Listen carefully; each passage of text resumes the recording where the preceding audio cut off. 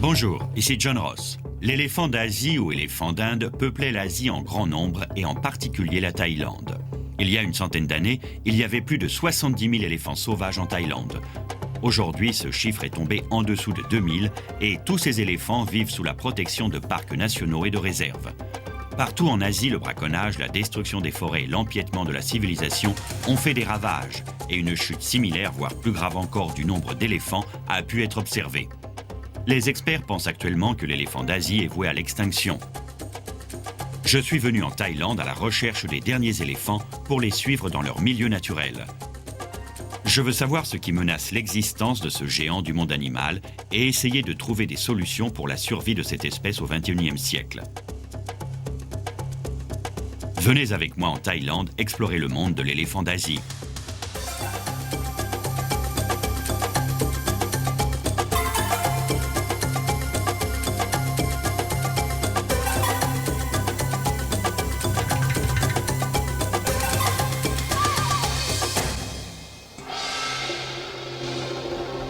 Lorsqu'on voit la modernité de Bangkok, cité de plus de 8 millions d'habitants, il est difficile d'imaginer la Thaïlande comme le pays des éléphants. Mais le Siam, comme ce pays s'appelait jusqu'en 1939, a depuis toujours entretenu d'étroites relations avec le mammifère géant. De fait, aucun animal n'a eu un impact plus important sur la culture et les croyances thaïlandaises. La religion et les éléphants sont étroitement liés depuis des milliers d'années. Le dieu hindou Ganesh a pris la forme d'un homme à tête d'éléphant. Au IIIe siècle avant Jésus-Christ, le bouddhisme est arrivé en Thaïlande et a pris la place de l'hindouisme comme religion nationale.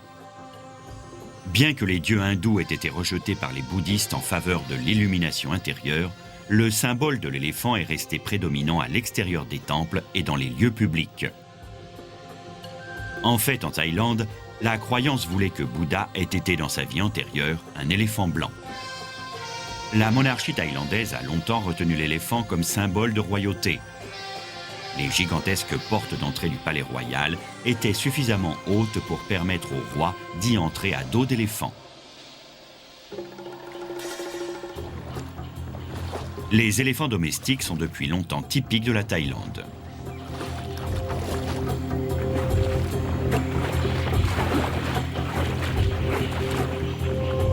Le travail des éléphants a laissé une marque profonde sur le pays. Les temples les plus impressionnants doivent leur présence aux éléphants qui ont pu tracter les énormes blocs de pierre dont ils sont construits. En 1900, il y avait plus de 100 000 éléphants domestiques dans la seule Thaïlande. En 1950, avec le développement des routes et du chemin de fer, le nombre de ces éléphants est tombé à 13 000.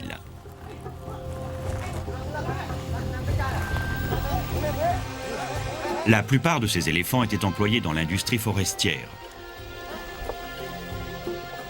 Leur force incroyable les rendait parfaitement adaptés à ces tâches, leurs larges pattes souples répartissant leur poids sur le sol sans l'écraser.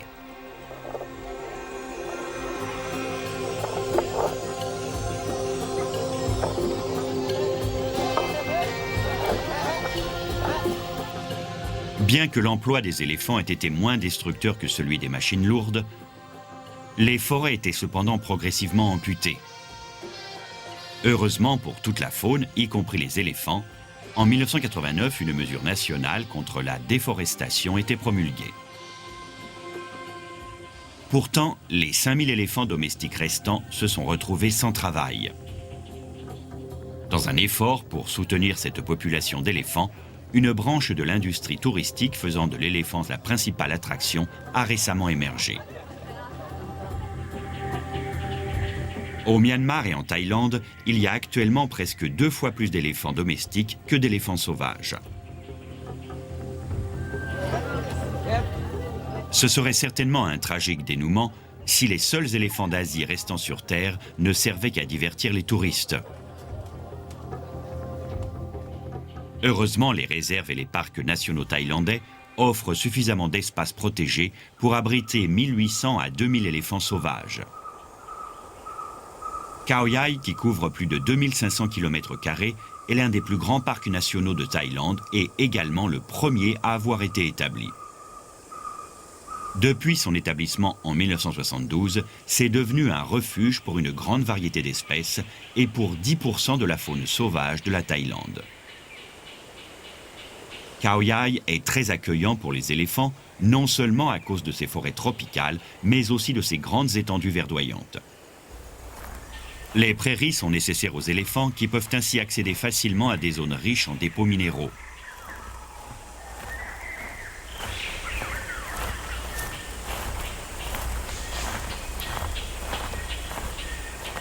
Avec les années, près de ces lacs minéraux, les éléphants créent de larges dépressions dans le sol qu'ils fouillent de leur défense pour consommer la terre riche en sels minéraux essentiels absents de leur régime d'herbes et de buissons.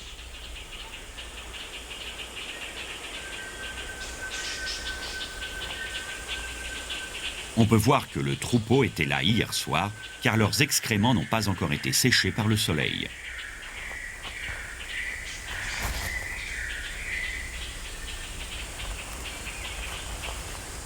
Il existe une espèce de scarabée qui vit exclusivement dans les bouses d'éléphants.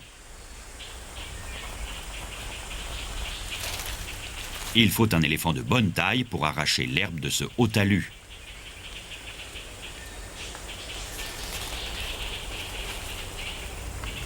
À mon avis, les éléphants ont dû s'enfoncer dans la forêt tôt ce matin. Avec de la chance, j'arriverai à les rattraper. La piste des éléphants me mène au bord d'une rivière dans le centre de Khao Yai. Je dois en être très proche maintenant.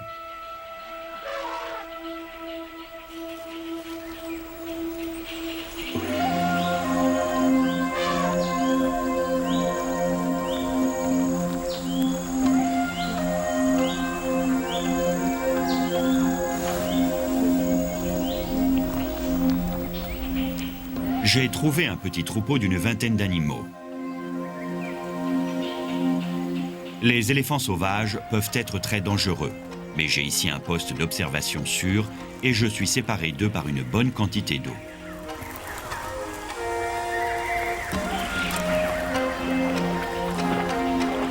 Les hardes d'éléphants sont matriarcales. Elles sont menées par des femelles âgées et les mâles restent en périphérie. Les femelles sont généralement parentes, tandis que les mâles se déplacent et changent fréquemment de troupeau, évitant ainsi la consanguinité.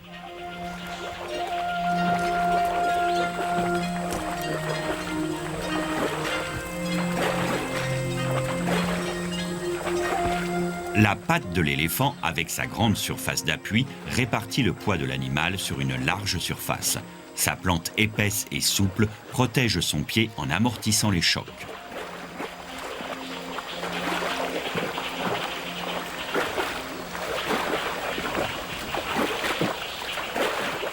L'eau est indispensable dans l'habitat naturel de l'éléphant. Un éléphant doit consommer en moyenne 150 litres d'eau par jour.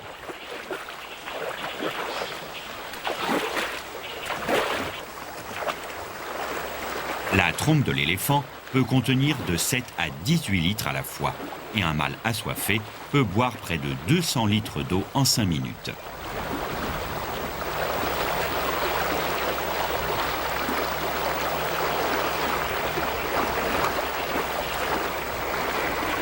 Les éléphants ont le pied incroyablement sûr. Un mâle adulte peut peser jusqu'à 5 tonnes et il est pourtant capable de se mouvoir dans un espace encombré d'obstacles.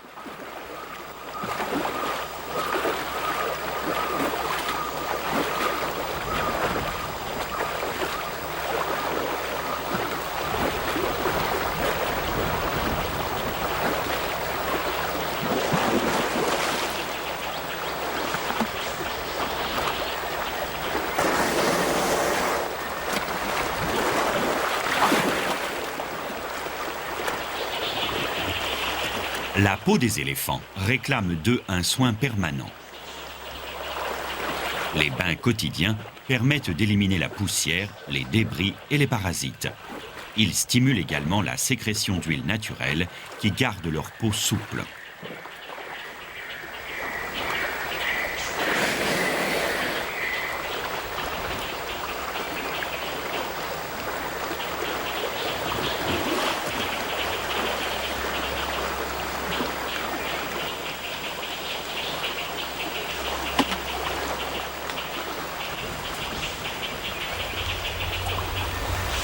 Enfin, les éléphants se grattent pour éliminer les peaux mortes et les parasites.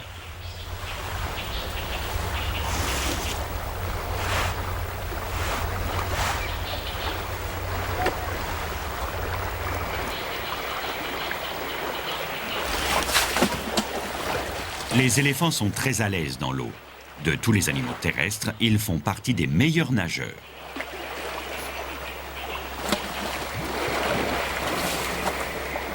On sait que ces animaux sont capables de nager pendant 6 heures sans toucher le fond, de parcourir jusqu'à 50 km à une vitesse de 2 km/h.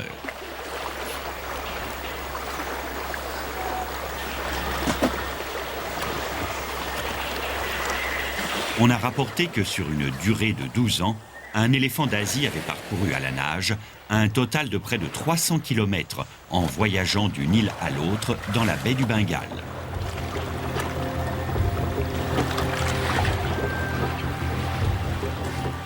Après s'être soigneusement baignée, la meneuse du troupeau guide sa fille et le reste de la harde dans la forêt.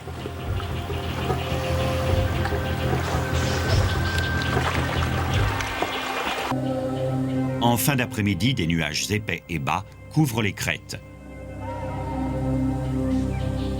Je suis la piste des éléphants qui se régalent dans la riche forêt tropicale.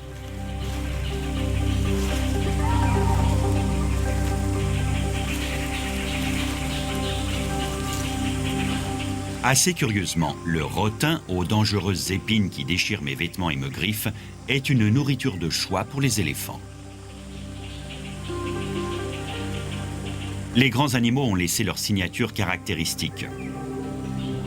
Le bambou est leur nourriture de base et ils n'hésitent pas à faire pencher un arbre de 3 mètres pour en manger les jeunes pousses.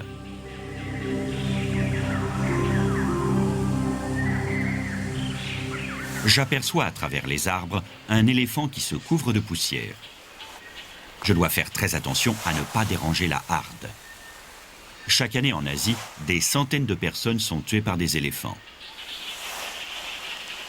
Je dois rester contre le vent pour qu'il ne remarque pas mon odeur et je prévois une sortie de secours au cas où.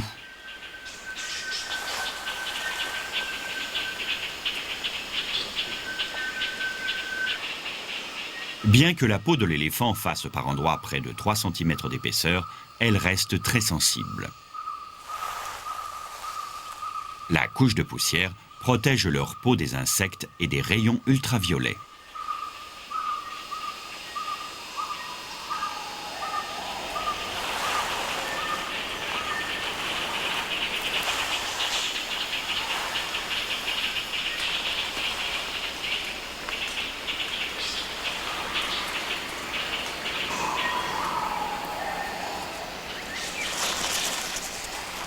Pour entretenir son énorme masse, l'éléphant passe les 3/4 de son temps d'éveil à s'alimenter tout en se déplaçant vers une source de nourriture. Un éléphant adulte doit consommer jusqu'à 180 kg de nourriture par jour. Mais proportionnellement à son poids, il mange beaucoup moins que d'autres animaux plus petits.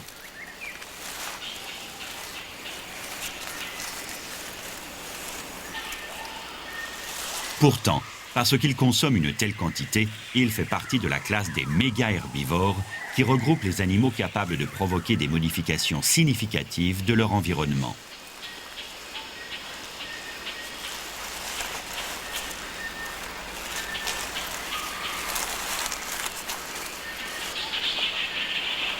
La harde commence à descendre le long de la rivière. Les éléphants peuvent marcher à une vitesse de 10 km/h, mais en pleine charge, ils peuvent atteindre brièvement les 40 km/h. Les territoires des éléphants varient en taille, de 15 à 1300 km² selon la quantité et la qualité de la nourriture disponible. Les troupeaux migrent avec les saisons vers des régions où la nourriture abonde. Mais ici, à Khao Yai, 200 à 300 éléphants et leur habitat sont protégés. Mais ce n'est pas le cas dans de nombreuses autres régions de l'Asie du Sud-Est. Là, les forêts sont rasées pour laisser place à l'agriculture et les constructions interrompent les routes de migration. Lorsque les animaux migrateurs rencontrent de nouveaux obstacles sur leur trajet traditionnel, la confrontation peut être violente, car les hommes essaient d'éloigner les éléphants. Dans certains cas, la déforestation est si extensive que les éléphants se retrouvent isolés dans de petits secteurs trop restreints pour les supporter, sans route de sortie, et le troupeau peut finir par mourir de faim.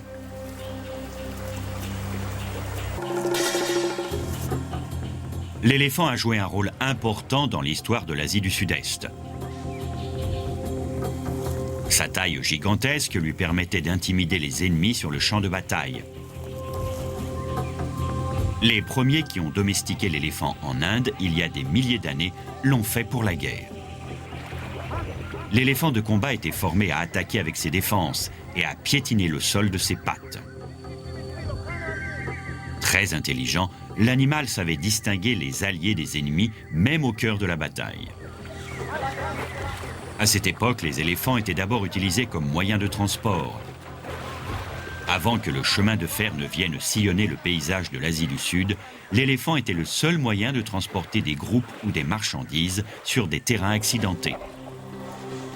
C'est dans l'industrie forestière que l'on trouvait les éléphants les mieux entraînés. Les éléphants et leurs mahouts, terme indien désignant les entraîneurs d'éléphants, étaient liés pour la vie. Deux mahouts, un jeune et un autre plus âgé, étaient assignés aux éléphants captifs. Ceux-ci assuraient qu'un entraîneur expérimenté guiderait l'animal dans ses premières années, tout en passant son expérience à l'apprenti qui, lui, vivrait assez longtemps pour suivre les 60 années de service de l'éléphant.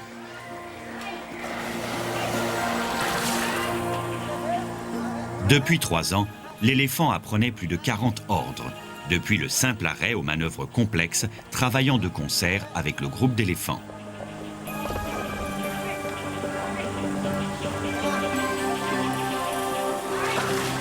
Les éléphants ont toujours été tenus en très haute estime par la société asiatique. Les animaux étaient entourés de soins méticuleux et la sanction pour l'abattage d'un éléphant domestique est toujours sévère. Ironiquement, cette même société asiatique est responsable des pertes parmi les populations d'éléphants sauvages. Du point de vue historique, la chasse de l'éléphant pour son ivoire a posé un sérieux problème. Mais maintenant, le braconnage a pratiquement disparu depuis l'interdiction internationale du trafic de l'ivoire. La déforestation reste la première raison de la disparition de l'éléphant sauvage d'Asie. Jusqu'au dernier demi-siècle, la majeure partie de l'Asie du Sud-Est était couverte de forêts luxuriantes. Aujourd'hui, les forêts ont été réduites à une fraction de ce qu'elles étaient au point que 35 à 50 000 éléphants d'Asie seulement vivent dans la nature.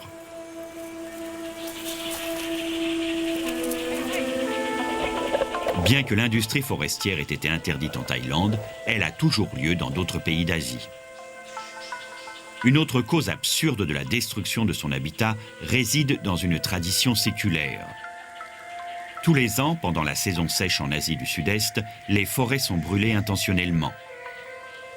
Pour certains villageois, c'est une façon de dégager le sol de la forêt pour faciliter les déplacements. D'autres se servent du feu pour sortir les animaux et les capturer. Enfin, les paysans brûlent la forêt pour cultiver le sol. Mais la menace la plus sérieuse pour toutes les forêts d'Asie et les éléphants qu'elles abritent est l'expansion continue de la population humaine. Près d'1,2 milliard de personnes vivent au sein ou à proximité du territoire de l'éléphant, et ce chiffre pourrait doubler dans à peine plus de 20 ans. Si l'on veut que les éléphants d'Asie survivent au XXIe siècle, les gouvernements d'Asie doivent se réunir pour protéger la forêt qui les héberge.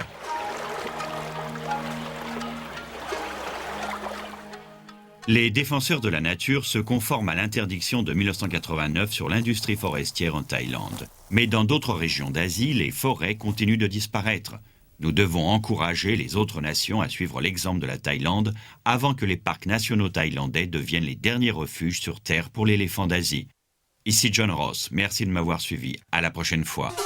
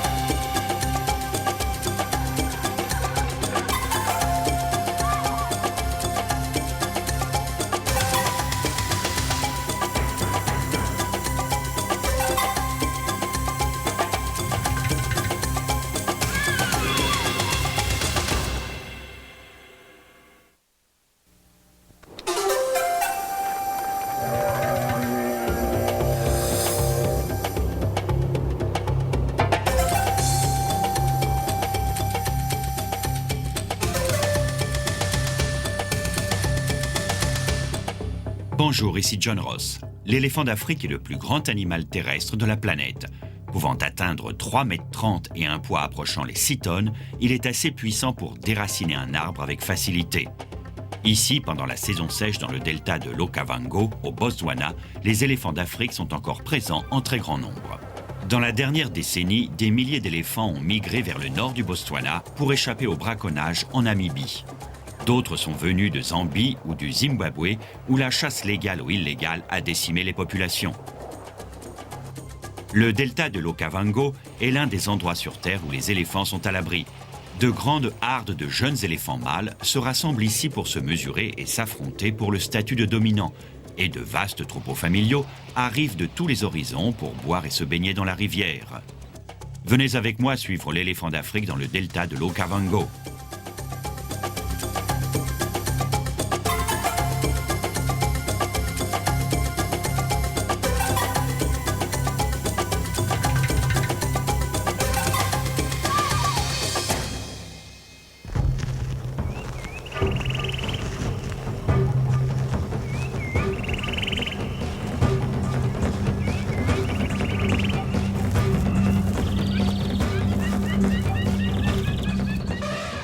Le soleil de midi frappe la région nord-est du delta de l'Okavango. De jeunes éléphants mâles se sont rassemblés pour s'abreuver, se nourrir et se rencontrer. Un grand mâle approche deux mâles en affirmant sa domination. Mais l'un d'eux résiste et un combat s'engage.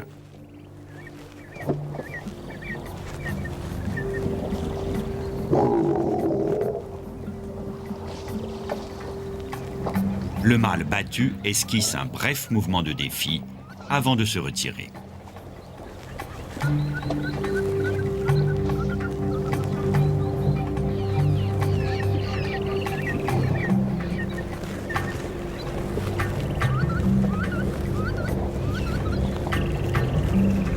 Le vainqueur retourne prendre sa place parmi les autres mâles.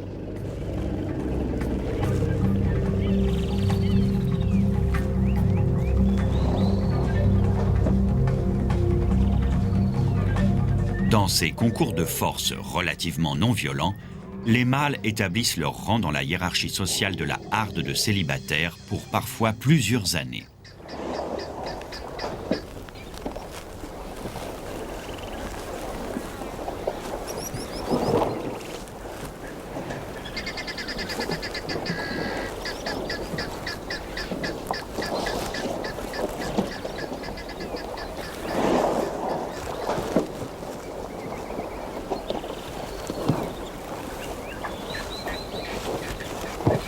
Une fois encore, le même mâle est victorieux. Un autre jeune mâle s'approche en affichant sa soumission. En plus d'établir une hiérarchie, les hardes de célibataires offrent également une porte de sortie sociale bienvenue aux jeunes mâles qui viennent de quitter le troupeau familial où ils sont nés. En signe d'amitié, ils peuvent se frotter ou se sentir mutuellement la trompe tendue.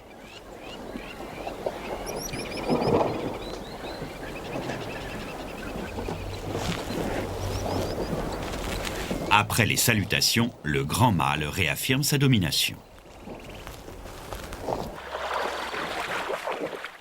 La température avoisine les 38 degrés et le bain rafraîchissant dans la rivière est une étape indispensable dans la journée des célibataires.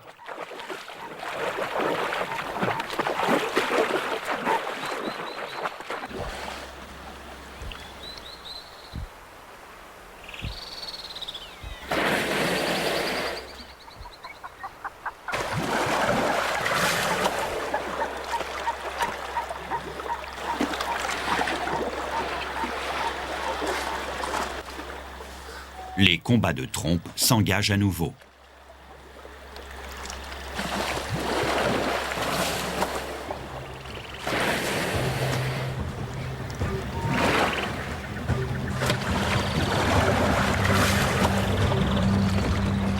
Bien que la plupart de ces luttes s'apparentent à des jeux, elles servent en fait un but très sérieux.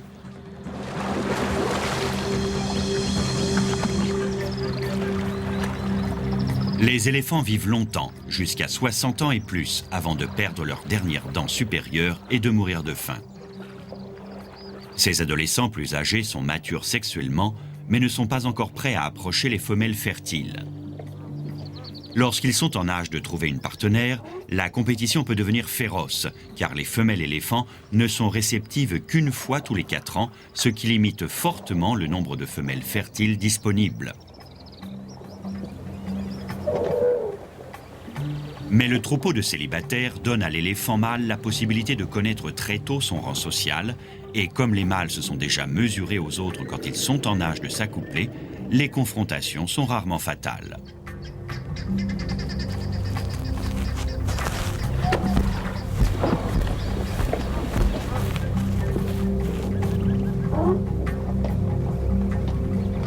Enfin, une fois plus âgés, ces mâles mèneront peut-être des existences solitaires, mais ils garderont toute leur vie les comportements et les traits acquis dans le troupeau de célibataires.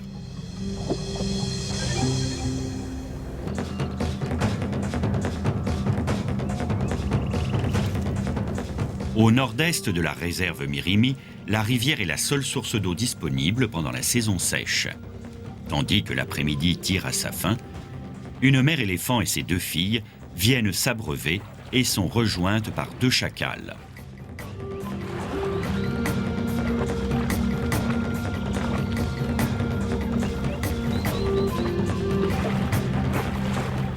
Les éléphants ont besoin de boire en très grande quantité, plus de 150 litres par jour si c'est possible. La trompe des adultes peut contenir plus de 18 litres d'eau. Une lionne s'approche. Très peu de prédateurs constituent une menace sérieuse pour ces animaux gigantesques, mais des éléphantos sont parfois tués par des lions et leurs mères les surveillent de près. Mais la lionne n'est visiblement pas intéressée. Elle n'aurait aucune chance de voler un petit aux femelles plus âgées et protectrices de cette harde.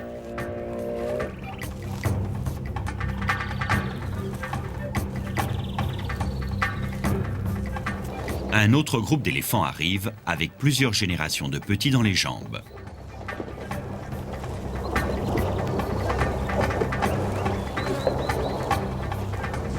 Avec une espérance de vie comparable à celle de l'homme, les éléphants ont une enfance longue et atteignent la maturité sexuelle vers 10 ans. Leurs années d'apprentissage sont cruciales. En voyageant avec le troupeau, ces petits très intelligents découvrent où se trouvent les meilleures sources d'eau et de nourriture et les dangers à éviter.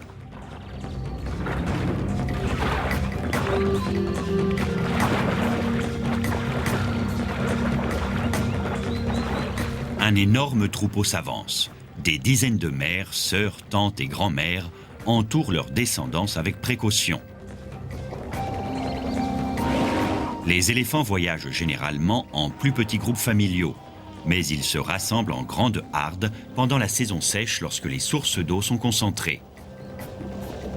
Cette harde compte plus de 100 membres. La grande capacité de leur trompe leur permet de se réapprovisionner en eau en 5 minutes seulement. Mais après une autre journée caniculaire, les animaux s'attardent dans l'eau fraîche.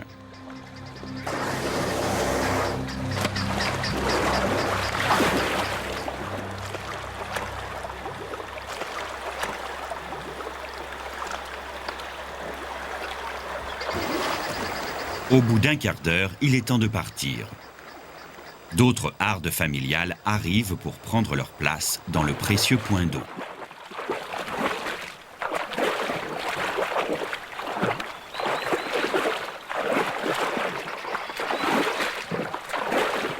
Les jeunes éléphants mènent une vie insouciante dans la harde familiale, en sécurité sous la protection des grandes femelles adultes.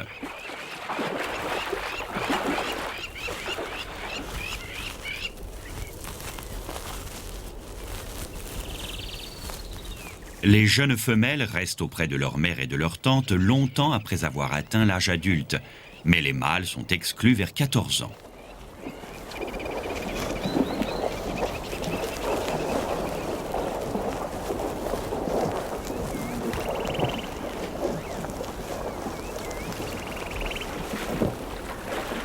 Les hardes d'éléphants continuent d'aller et venir vers la rivière. Tour à tour, les troupeaux se baignent dans la rivière. C'est un exemple exceptionnel de solidarité animale que de voir les centaines d'éléphants de cette région capables d'utiliser cette rivière relativement petite sans conflit.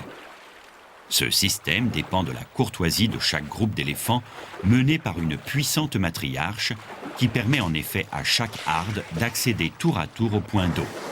Il requiert aussi un mode de communication efficace. Les éléphants communiquent de 5 façons différentes. La première est le son.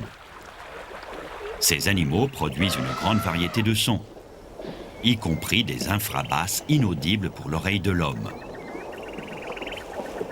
Ces sons sont suffisamment forts pour être entendus par d'autres éléphants à plusieurs kilomètres de distance.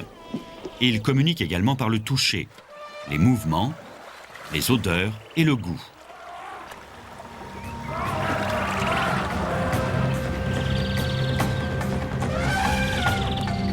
Ce système de coopération à grande échelle et la communication est l'un des comportements qui distinguent ces mammifères extrêmement intelligents des autres espèces.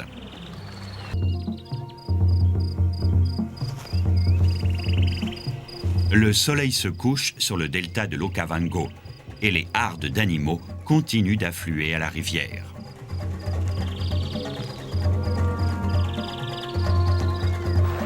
Les éléphants sont d'excellents nageurs et utilisent leur trompe comme tuba dans les eaux profondes.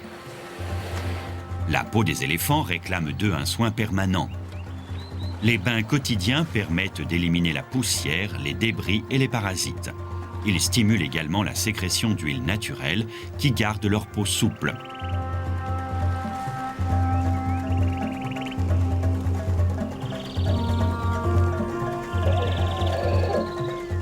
Une femelle de 30 ans se dirige vers une mare de boue.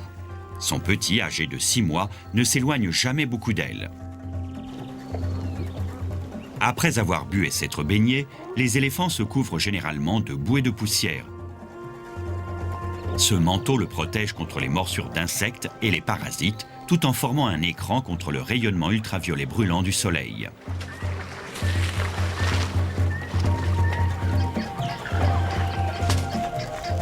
Une autre harde s'avance vers la mare de boue.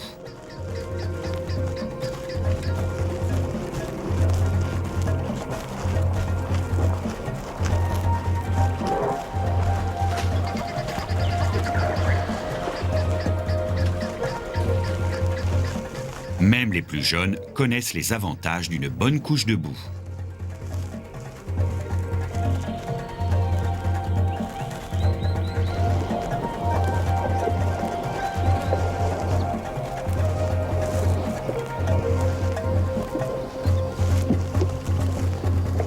Les hardes familiales sont constamment en mouvement, voyageant au sein d'un réseau de sources d'eau et de nourriture.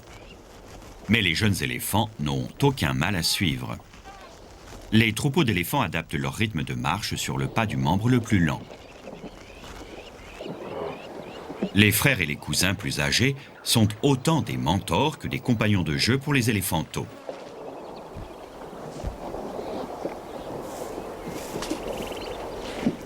Les jeunes femelles endossent en particulier le rôle de nourrice avec les petits.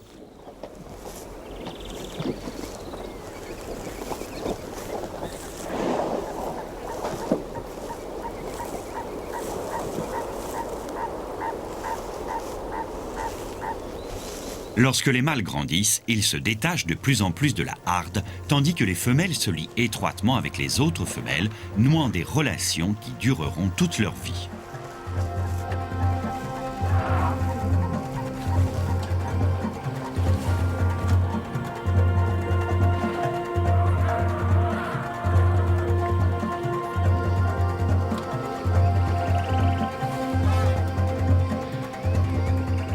La nuit est enfin tombée et des troupeaux familiaux continuent d'arriver au point d'eau. Avant minuit, plus de 1000 éléphants auront utilisé cette petite portion de la rivière dans l'un des derniers endroits sur Terre où ces géants d'Afrique évoluent encore en toute liberté.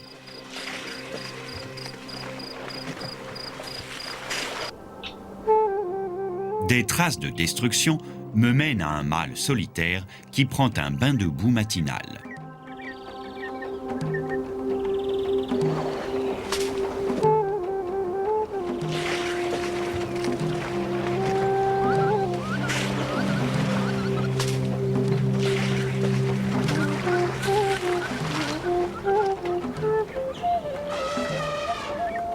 La trompe de l'éléphant est une fusion très complexe d'un nez et d'une lèvre supérieure qui contient plus de 10 000 muscles indépendants. En plus de lui permettre de se nourrir, la trompe de l'éléphant est un important outil de communication et un moyen pratique de se débarrasser des insectes.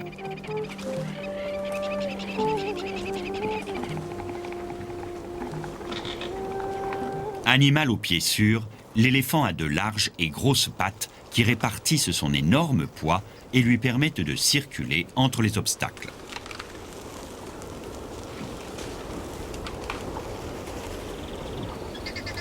Les éléphants d'Afrique broutent de l'herbe de temps à autre, mais pendant la saison sèche, ils se nourrissent principalement de feuilles et de branches. Le mâle solitaire rejoint sa harde de célibataires pour se régaler des feuilles d'un bohomie. En sentant son odeur dans l'air, ses camarades détectent son arrivée.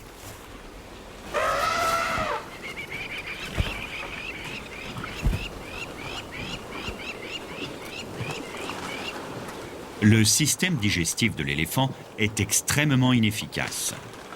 Plus de la moitié de ce qu'il ingère passe dans son système sans être digéré.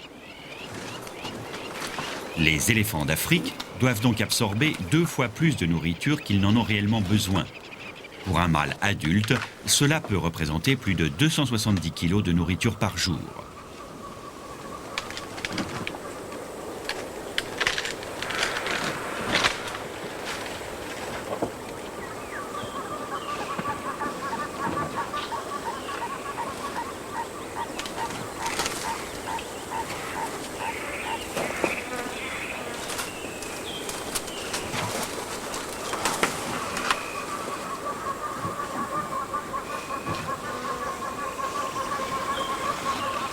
En plus de feuilles et de branches, les éléphants arrachent l'écorce des troncs d'arbres.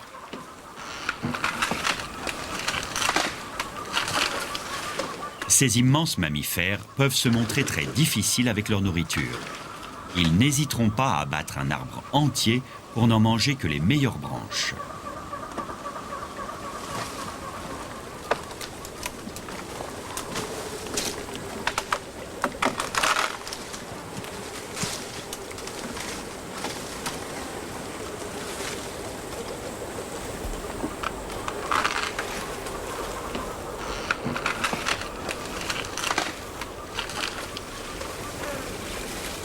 Après le passage d'un troupeau, l'étendue des destructions peut être vaste, mais cela fait partie des grands desseins de la nature.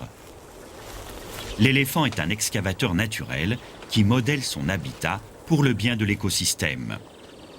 Ils convertissent les terres boisées en prairies, fournissant ainsi un nouvel habitat vital pour d'autres espèces. Ils creusent de nouveaux points d'eau et la trace de leur passage joue un rôle de barrière anti-feu et de sortie de secours. Les mécanismes de l'évolution modifient les taux de natalité et de mortalité selon la nourriture disponible, maintenant l'équilibre entre les populations et la renaissance de l'habitat. Mais en raison de l'inhospitalité de pays frontaliers, la concentration anormalement élevée d'éléphants au Botswana pourrait dépasser la capacité de l'habitat. Il devient évident que des mesures devront être prises pour contrôler les populations d'éléphants au Botswana. Certains officiels africains suggèrent de procéder à des réductions en légalisant l'abattage des éléphants. On sait cependant que ces réductions peuvent avoir des effets psychologiques négatifs sur les troupeaux environnants, et beaucoup considèrent qu'il est moralement ignoble de tuer ces animaux splendides et excessivement intelligents. Il faut espérer qu'une meilleure alternative sera trouvée pour permettre aux éléphants d'Afrique de parcourir le delta de l'Okavango. Pendant des millions d'années, les éléphants ont parcouru l'Afrique en modelant les terres de leur défense, de leurs pattes et de leurs trompes. Ce n'est que lorsque les hommes ont confiné les populations d'éléphants que des dégradations sérieuses de l'habitat se sont produites. La seule espèce qui ait un impact plus important sur l'environnement est l'Homo sapiens. Mais nous pouvons apprendre de nos erreurs et changer notre impact pour le mieux. Ici John Ross. Merci de m'avoir suivi. À la prochaine fois.